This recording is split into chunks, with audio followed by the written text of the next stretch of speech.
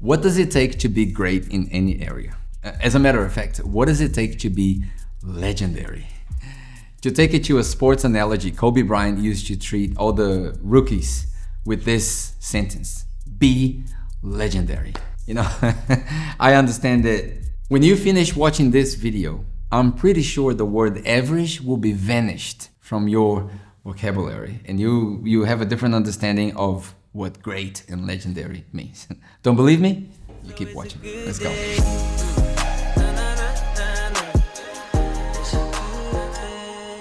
I got this idea from a book by Jim Collins called From Good to Great. Jim Collins actually wrote a lot of corporate language book. You know, Good to Great is one.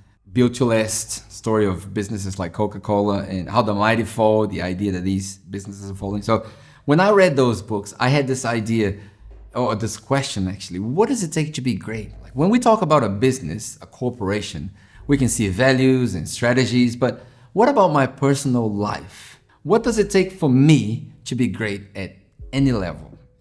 To be honest, when we talk about sports, like I love making analogies with NBA. And if you're playing the numbers game, at this very second, there are thousands upon thousands of kids playing basketball at a high school level. I could probably bet hundreds of thousands playing at high school level. And they're all trying to get it to, you know, college level and then NBA level. And to give you a perspective on this, since the NBA has started, we have had 5,000 players playing on the NBA since it has started, from the 60s up until now, 5,000 players, to which maybe 100 of them are memorable. I remember, I think it was last year, they had a ceremony of 75 years of NBA, and they honored 75 players. I can name pretty much all of them: Larry Bird, Michael Jordan, Magic Johnson, LeBron James, Dwayne Wade, Allen Iverson, Patrick Ewing, Dominique Wilkins, all of those guys. They were all honored. Will Chamberlain, and they were all honored there. But that's 75 out of 5,000. And there are millions of people playing basketball who probably want to get into the NBA. And to be honest, like, the reality of life is 99.9% of people will be average in everything they do: work, school, music, arts, family, personal relationships, all of that. 99.9% of people will be average. Why? Because we are educated to be average. You go to school, and the requirement to progress, the requirement to move forward is to get the average. So we are educated to be average. So what does it take to be great? Let alone legendary. Like Kobe used to say, what does it take to be a legend? So before we go any further and talk about what does it mean to be a legend and how do you get there, let me say this. Like, if you have never considered the idea of subscribing to this channel, I think you should do it now. Why?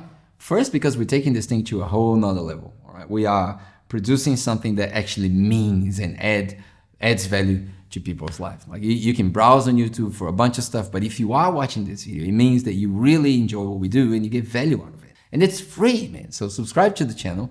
And if you want to go further, there will be a link. The first link on the description of this video that will take you either to my website, so you can go ahead and look at the things that we do in terms of helping people find purpose, which is great, or to my Patreon community, where you can join a community that has access to exclusive content that really goes deep into helping people find their purpose and living a joyful life. So whatever that is, I hope you click the link on the description of this video. Nevertheless, let's go back to the video. So what does it take to be legendary? Like, to be the 0.1% of the population in any area, in anything that you do? I think number one is, this is a good tip: learn what it means to live in the blue ocean strategy. In the blue ocean strategy. You know, the Blue Ocean is a book that was written a long time ago, corporate book, that talks about how businesses compete against each other or compete against themselves, how businesses actually create a new market for themselves. A good example is Apple. Steve Jobs used to say that they didn't sell phones, they sold iPhones, which is different. They didn't sell MP3 players, they sold iPods. I remember there was a discussion when Simon Sinek was taken into a conference for Apple. He had just come from a conference from Microsoft maybe a few weeks ago, and he was given as a gift an MP3 player at the time called Zoom. And when he was riding in the car with one of the Apple executives, he said, You know, like a few weeks ago, I was at Microsoft and I was given this gift, this Zoom thing. And did you know that the Zoom MP3 player is way better than your iPod? Did you know that? Were you aware of that? And the executive said, yeah, we know that. We know that very, very clearly. But the point is, we don't sell MP3 players. We sell iPods. Conversation ended. It's a different category. It's not the same category. We're not competing against each other. We have a blue ocean. It's not a red ocean. In the book, there's the difference between the blue ocean and the red ocean. In the red ocean, there's competition against a lot of people, and I'm gonna talk more about this when we get there, but there's competition amongst everyone. In the blue ocean, you are your own market. So that's the first idea, understand what the blue ocean actually means. Like how do you create that blue ocean? The second strategy, which is pretty simple, is refuse to compete. Refuse to compete. You know, when competition actually plays in your life, be it corporate or personal, you set yourself to failure because you establish your highest bar as the highest bar of your competition. So as long as you're better than them, you'll be happy. And that's not good enough. And I want to call your attention to this picture of this leopard amongst dogs on a dog race. And when you look at the picture, you see the dogs are racing, but the leopard is just standing. It's not running, it's not competing. And then the saying is pretty beautiful because it says, it's not the same category. It's not fair. I don't compete when it's not the same category. I'll give you an example which is gonna sound very arrogant, but bear with me. I grew up playing basketball and I played to a pretty high level. And I remember when I was pastoring the church in Brazil, a lot of people would say, oh, let's just go out and play for fun. And I used to tell them, I don't play for fun. And the reason why I don't play with you guys for fun is because you guys are nowhere near my level of playing. So this is gonna be boring for me and dangerous for me. So I don't wanna play with you guys. I'll sit down, I'll have fun watching you, but I ain't playing. And as arrogant as that sounds, that's just differentiating categories. Refuse to compete. So strategy number one, blue ocean strategy. Number two, refuse to compete. And number three, you have to establish goals that are impossible to be achieved. Goals that are impossible to be achieved. When you set a goal that you can achieve, you literally dictate to yourself that you will be mediocre. This is what I can do. Therefore, this is what I will do. You know, when Christian people say, God doesn't give you anything that you can't bear. I know this is a biblical passage, but I think it's out of context because I think God calls us to do things that we cannot do it. Therefore, we need Him. And that's the idea. Set yourself goals that are impossible to be achieved. Be a dreamer. Be an idealist. I have never seen a statue of a real guy, like a realistic guy. I have never seen a statue of someone where the scripture says, this guy was the most down-to-earth guy I have ever met. That doesn't exist. All of the statues and homages and all of the tributes are paid to people who are crazy, I like to think that I live by some of the words Steve Jobs said. There's a commercial that he says, here's to the crazy ones, to the misfits, to the square peg, or whatever it is. And then he says, because those who are crazy enough to believe they can change the world are the ones who actually do it. I like to believe I follow that. I'm crazy enough to think I can change the world. I want to set myself a goal that will change how we do life. That's the idea.